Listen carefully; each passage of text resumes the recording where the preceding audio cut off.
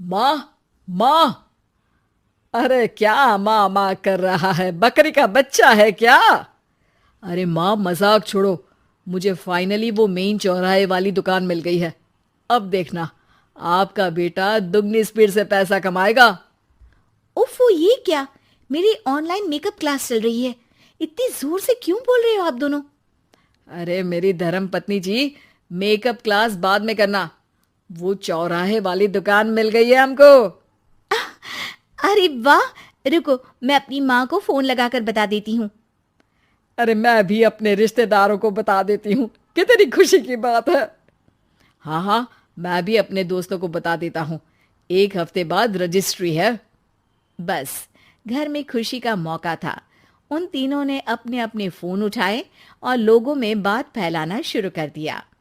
और रही सही कसर, श्वेता बहू ने अपने पड़ोस में सबको बताकर कर दी। अरे वर्मा आंटी, अब हम भी जल्दी कार ले लेंगे। घर का रेनोवेशन होगा और ठाट से रहेंगे हम भी। अरे, ऐसा क्या हुआ? लॉटरी बाटरी लग गई है क्या?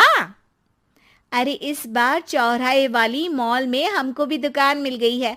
दुकान नंबर 21, जो एकदम चौराहे पर है। अब ग्राहक बढ़ेंगे तो आमदनी भी बढ़ेगी ही ना। अरे वाह, कितनी खुशी की बात है। मैं बहुत खुश हूँ तुम्हें इतना खुश देख के।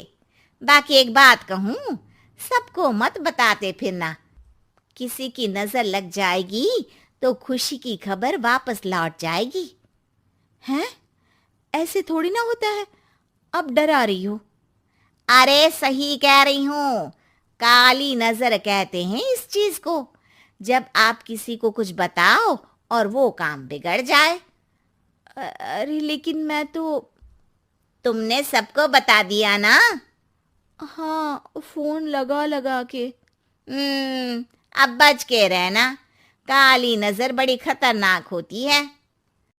श्वेता इतनी खुश रहती है कि वो वर्मा आंटी की बात पर ध्यान ही नहीं देती, जबकि पड़ोस में और भी लोगों से खुशी की खबर शेयर करती रहती है। अगले दिन राजेश बहुत दुखी होकर घर आता है। अरे बेटा, क्या हुआ? मुंह क्यों सूजा हुआ है? मधुमक्खी ने काट लिया क्या? माँ, वो दुकान किसी और के पास चली गई। किसी ने ज्यादा भाव लगा दिया। अरे पर बात तो आपसे हुई थी ना उस दुकान वाले की। हाँ, आज मैं टोकन अमाउंट देने गया था, तब मुझे पता चला। कोई आकर सुबह मुझसे पहले ही ज्यादा अमाउंट दे गया। काली नजर। क्या? क्या कहा? वर्मा आंटी ने समझाया था कि किसी को बताना मत, वरना काली नजर लग जाएगी। अच्छा, तुम्हें उनकी बात मान लेनी चाहिए थी। उनकी बात मान लेती, लेकिन उसके पहले ही सबको बता चुके थे ना हम तीनों। अरे अगली बार से ध्यान रखेंगे। कोई भी नई चीज होगी तो किसी को नहीं बताएंगे। तीनों कुछ दिन ऐसे ही रहते हैं, पर एक दिन श्वेता को एक मेल आता है। राजेश, मेरा ऑनलाइन मेकअप कोर्स कंप्लीट हो गया। अब मैं खुद का पार्लर खोल सकती हूँ। अरे वाह, अपने मोहल्ले में ही खोलते हैं। ये जो घर के सामने दुकान है ना, वहीं। हाँ, यहाँ सस्ती भी मिल जाएगी। अगले दिन श्वेता वर्मा आंटी के पास जाती है, मिठाई का डब्बा लेकर। अरे आओ आओ, कैसे आना हुआ? जोर से नहीं बोलूंगी। वो सामने वाली दुकान है ना, वहां मैं अपनी पार्लर की दुकान खोलने वाली हूँ। उसकी मिठाई है। अरे वाह, बहुत बधाई हो तुमको। हाँ, मैं कमाने लगूंगी तो राजेश पर पूरे घर का बोझ नहीं रहेगा ना आंटी जी। ये तो है। पर ये बता कि तूने ये बात किसी और को तो नहीं बताई ना? अरे नहीं नहीं, पिछली बार गलती कर दी थी। काली नजर लगी किसी की और राजेश के हाथ से वो दुकान चली गई थी। सबको मत बताना। चलो मैं चलती हूँ, कल दुकान की बात करने भी तो जाना है। अगले दिन श्वेता दुकान के लिए मालिक से बात करने जाती है। अरे लेकिन दुकान तो हम कल रात को ही किसी को दे चुके हैं। कल ही? हाँ, कल ही। 2 दिन बाद कोई यहाँ पार्लर भी खोल लेगा। अब कहीं और दुकान देख लीजिए। अरे पर हमको भी तो पार्लर ही खोलना था। हाँ भाई, एक ही दुकान है, आधी आधी तो नहीं दे सकता ना मैं। राजेश और श्वेता घर पर हताश होकर आ जाते हैं। इस बार तो किसी को बताया भी नहीं था, अब किसकी काली नजर लग सकती है। सुनो, तुमने माँ को बताया था क्या? अरे कैसी बात कर रही हो, माँ की नजर थोड़ी ना लगेगी। पक्का तुमने किसी को नहीं बताया था ना? सिर्फ वर्मा आंटी को बताया था, उन्होंने ही मुझे किसी को नहीं बताने को कहा। अरे यार, तुम भी सही हो, मेरी माँ को नहीं बताने को कह रही हो, पर वर्मा आंटी को बताना तुम्हें जरूरी लगा। अरे वर्मा आंटी ने ही तो काली नजर के बारे में बताया था ना, वो हमेशा हमारा भला ही तो चाहती है। मेरी माँ भी हमारा भला ही चाहती है। अरे पर चिल्ला क्यों रहे हो, बात नहीं कर सकते क्या आराम से? नहीं आता वो आराम से बात करना, और करना भी नहीं चाहता हूं मैं। दुकान जाने का दुख गुस्से में बदल गया था और राजेश और श्वेता में बात बंद हो गई थी।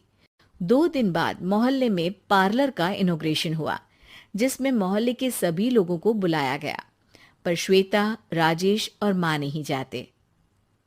माँ, अंदर आ जाओ, क्या देख रही हो? अरे नया पार्लर देख रही हूं अपने आंगन से। देखो, माँ को दूसरे का सुख देखने में कितना मजा आ रहा है, मेरा दुख नहीं दिख रहा इन्हें। यहाँ मेरा पार्लर भी तो हो सकता था। अरे चुप रहो यार, हर बात में लड़ाई क्यों ढूंढ रही हो? राजेश और श्वेता फिर बहस करने लगते थे। तभी माँ ने दोनों को बाहर बुलाया। अरे जरा देखो तो, दुकान चलाने वाले का बोर्ड पर नाम क्या लिखा है? श्रुति वर्मा। गाड़ी निकाले बेटा, हमें कहीं जाना है। काली नजर का इलाज कराने? राजेश अपनी बाइक निकालता है। तीनों ट्रिपलिंग कर रहे हैं। माँ राजेश को उस मॉल वाली दुकान पर लेकर जाती है जहां राजेश अपनी दुकान खोलने वाला था। यही दुकान लेना चाहता था ना तू? हाँ, पर इनको भी दुखी करने लेकर आई हो क्या यहाँ पर दुकान दिखाकर? वहां काफी नहीं था? अरे श्वेता, थोड़ा सब्र रख, अभी पता चलेगा कि हम यहाँ क्यों आए हैं। बता, इस दुकान चलाने वाले का नाम क्या है? अनुपम वर्मा। कुछ समझ में आया? वो दुकान वाली श्रुति वर्मा, ये दुकान वाला अनुपम वर्मा, और हमारे पड़ोस में हमने उस दुकानों के बारे में बताया किसको था? अब वर्मा आंटी को। मतलब वर्मा आंटी ही हमारा काम बिगाड़ रही है? नहीं नहीं, ऐसा नहीं हो सकता, ये बस इत्तेफाक है। राजेश अपना फोन निकालता है और श्रुति वर्मा और अनुपम वर्मा के नाम फेसबुक पर सर्च करता है, जहां ये दोनों ही वर्मा आंटी के रिश्तेदार होते हैं। श्वेता को समझ में आ जाता है कि वर्मा आंटी की ही नजर काली नजर है। अब क्या करना है? कोई भी खुशी की खबर हो तो काली नजर से बचना है, यानी वर्मा आंटी से बचना है। अरे पर मुझे ये समझ में नहीं आया कि वो हमारे साथ ऐसा क्यों करेंगी। अरे बेटा, एक सीख है, दूर के आदमी को आपकी तरक्की से कम परेशानी होगी, पड़ोसी को ज्यादा। दोनों माँ की बात में हामी भरते हैं और अगला काम चुपचाप करने की कसम खाते हैं, ताकि आगे से वर्मा आंटी कोई काम ना बिगाड़ सके।